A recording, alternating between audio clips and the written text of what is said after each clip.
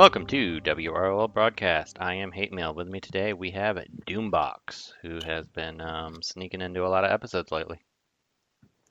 Yeah, it's almost like I wasn't a founding member. Who would have guessed? You were disappeared for quite a while. You were like the new DP, our missing in action member. Yeah, it was I'm like that phase of time where Hal Jordan was gone and Guy Gardner had to pop in. Exactly. And Kage is supposedly studying, even though we've been arguing with him profusely in Owl Chat because he likes to randomly go in and cry about how Jessica Cruz isn't good, even though she's extremely good. And then everyone has Yeah, to argue with him about that. boo hoo. Yeah.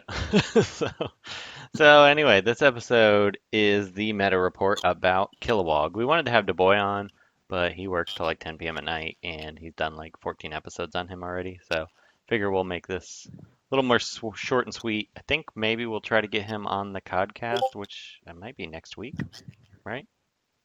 Yeah. Yeah. Well, assuming all goes well, of course. Yeah, we were doing a mid-month one, so that should be when we'll do it. But anyway, so Doom, give me your early thoughts on Kilowog. You've geared him and used him, you said. Mm-hmm. So Kilowog, as a lot of people have come to realize, is one of those characters that's simple but exceptionally good at those few things he does. So, in my opinion, I mean, not to throw early tiers out there, but he's at minimum an A tier. Like, he's fast, does meter drain, does shielding, lots of good stuff. Yeah, I would say he's probably an A tier character. I don't think I'd put him any higher than that, but in Siege, I've been using him a lot with Medfill and Jessica Cruz going heavy green or if not all green in most of my matches. I had a rough first day, but after that, found my groove with them. And Kilowog is definitely part of that crew. And I actually, much to my dismay, did not want to spend any money this month because last month was just disgusting. Yeah, a, But a bank buster. yeah, so, but Kilowog is a stunner, which everyone knows how much I love stuns, and he lets me run a different kind of comp. My favorite comp I have right now is Cheetah, Kilowog, Metallo, and Hawkgirl, and everybody benefits from the strength ups. Kilowog can keep everyone alive pretty easily, and that the biggest thing about Kilowog that I like about him, other than his awesome strength ups and shielding and everything else, is that his stun, you can choose whoever you want around taunts and everything. They have a new targeting feature that they seem to be rolling out for these types of abilities, which is really cool.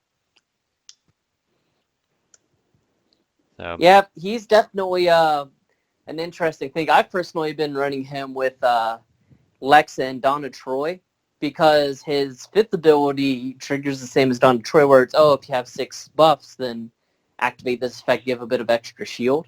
In Siege, I've been running, of course, Medfill, him, I think Donna Troy and Artemis, just to clear up those annoying blues. Um, but yeah, you put his strength ups on Donna Troy, her retaliations start hurting like crazy high damage amounts. I think it was Hal Jordan or something, like a Rebirth 1 Hal Jordan. I put the strength ups on Donna Troy and she kicked him twice for like 24k non-crit. I was amazed. yeah, she does a ton of damage. I've been running him with her. I really like him with Connor Kent because he activates him right out of the gate. He activates Hawkman right out of the gate. It's a lot of fun stuff you can do with these characters. It's not to call you out. I've actually heard a lot of people, DuBois also saying that Kilowog activates Hawkman, but Hawkman activates off of regular strength ups, and Kilowog uses empowered strength ups. They're not the same thing, right? I don't I don't know because when I was using Connor Kent, he would do his double strike with empowered strength ups on. Interesting. I gotta test It's that more because definitely I think something it for a does. bit of testing. Yeah, I need to test that, but I'm almost certain it does. Either way, well, I've been running them a lot with Cheetah, so it has been hard to tell because I feel like they just pair so well because he can just stack Hmm. the extra strength up so quickly. So I need to. Another pairing that a lot of people have been having success with is, what was it, Superman and Kilowog together. Apparently, they're quite the combo. I haven't tried that yet, but I could see it. Because Kilowog activates the empowered strength ups on critical hits, and then Superman tanks up on critical hits, and doesn't get a chance to punch also when he tanks up or something. So that could end up doing a lot of damage, I imagine. You know who else works great with him? Is our favorite person, Ew. Wonder Girl. When Yeah, she has that empowered strength up stack and then she does her whip, you can just I think it Mark. was my first match of Siege. I put her on a team and gave her empowered strength ups, and then she one shot a Rebirth One Arcus with her passive whip. That's disgusting. Though also Arcus benefits a lot from it as well, as you might imagine, because gaining like 800 strength ups and then dueling makes sure that you can kill pretty much anything you want. Also, there's the Flash benefits from it because of all of his extra attacks. Surprisingly enough, what's his name? Captain Boomerang. You stack those on top of his already decent empowered strength up stats and use this triple attack, the damage gets absurd, like it's obnoxious. Jay Garrick, freaking the weakest Flash. You put those empowered strength ups on him, all of a sudden he's a major threat, and it's absurd. Yeah, Kilowog's definitely a great character, and it's funny because the turn meter and the stun was kind of what I was looking at, but the powered strength ups seem to be his like the biggest boon to his kit, being able to It's cast that on definitely people. one of those. It's one of those things because we don't have anyone else except for Captain Boomerang who really uses empowered strength ups, and Captain Boomerang I don't think can apply them to anyone else. So this is definitely breaking new ground in terms of a support type move. And of course, his basic isn't bad either, although it is bugged currently. It doesn't always purge, but when it does, woof, that is mighty handy to have. Yeah, he just fits into so many teams. You really can't, as long as if you're running any strength-based characters on any type of team, he works well with them. And then he also works really well. My favorite person with him, actually, of them all, is Alan Scott, because he gives them the empowered strength ups, and he gives them the shield, and then Alan Scott can just wreck face, which the boy obviously. I've actually, I was gonna say, who else does well with them is surprisingly enough, or maybe not surprisingly, Poison Ivy, because you can take those around. Really, Oof, that ends up becoming a lot of damage up front once you work on it. while we're on the podcast, I'm going to do a live test of the empowered strength ups with Connor Kent and see if it procs for sure. And I won't use any other strength up people. Sure. So we can test it right now. While you're doing that, It I worked. figure I'll go ahead and mention also just for the oh nice, just for the sake of it, that if you have Donna Troy and Kilowog, if Kilowog has 6 buffs, his shield basically has no cooldown, so you can really, really pile some damage onto some people and get a lot of shields out of it. Also, that debuff immunity is so clutch. Like, you have a lot of, what's his name, Sionis running around. I'm getting a little bit of losing you a little bit on Skype there, Doom. Oh, sorry. This- Can you hear me? Yeah, I hear you. Just like I think the connection was going bad. Oh, okay. Well, I said pretty much what I wanted to say. Donna Troy plus Wog, now that's a combination. That is some repeated use of shield that I can get behind. So basically, what we're saying is if you're on the fence with Kilowog, don't wait around. He's worth gearing. I've heard Du Bois been a little bit underwhelmed with Guy, but he doesn't have his full kit yet, so it's a little early to say. But I think Kilowog is. If you had to choose between the two, it seems like Kilowog's going to be the star of the month for the new tunes. Which we had another Um. good month. I think Medfill and Jessica Cruz came out really well as well. Oh yeah, no. Medfill was an absolute monster. Jessica Cruz, despite what Kage says, is really quite good. Now, between Kilowog and Guy, though, I would say Kilowog just by merit that he's free.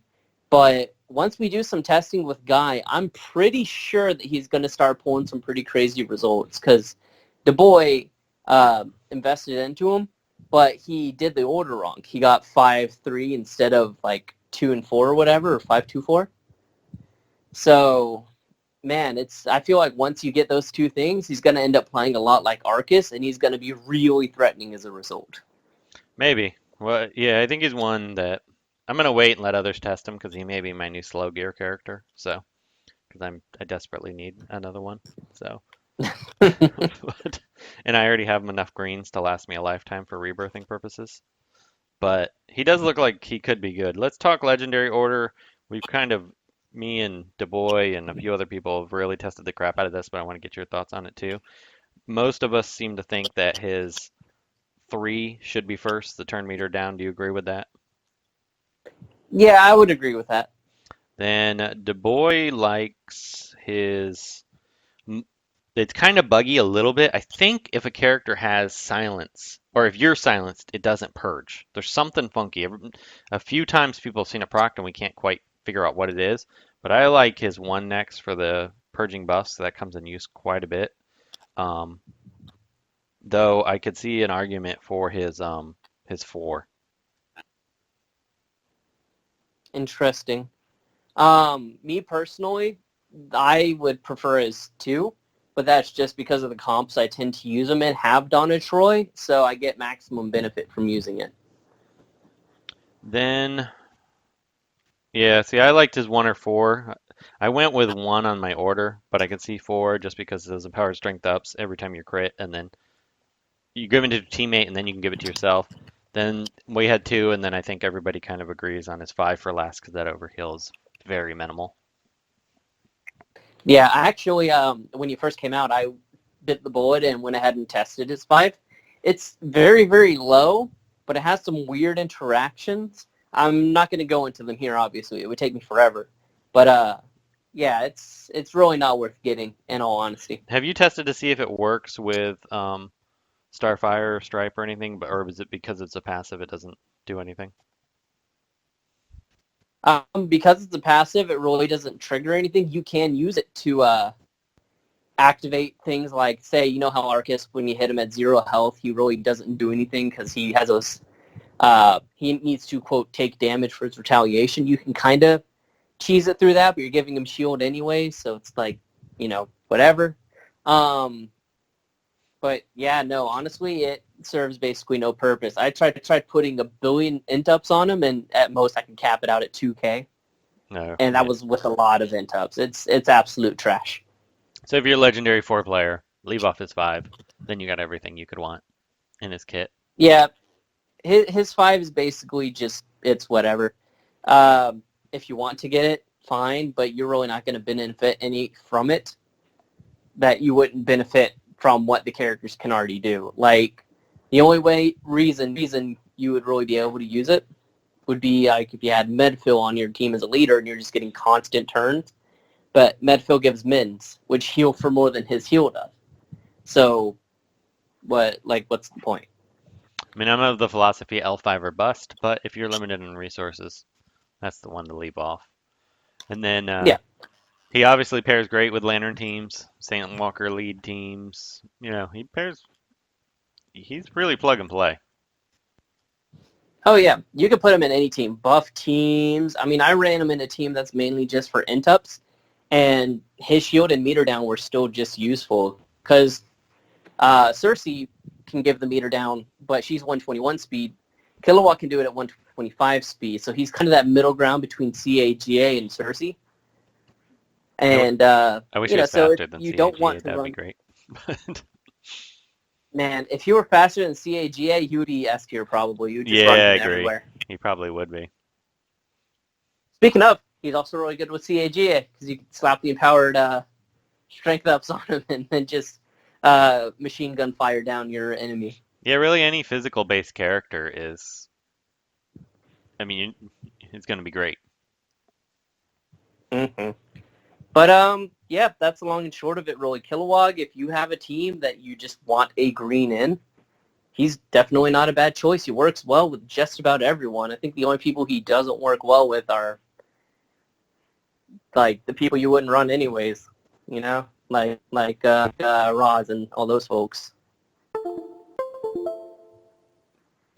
All right. Well, actually, you could probably run him with Aquamoa, and he would do really good. Anyways, that's beyond the point. All right, well, we will wrap it up there. And if there is anything else that you can think of before we sign off. Nope, I got out my full inputs on them. All right, guys. Until next time. Thanks for listening. Hey everyone, it's Tootie Thank you for listening to WROL Broadcasts. If you like the show, consider becoming a patron at patreon.com/WROL Broadcasts. You know I'm going to play this back and forth because I need DP's smooth daddy voice to sing me to sleep. See you later, guys.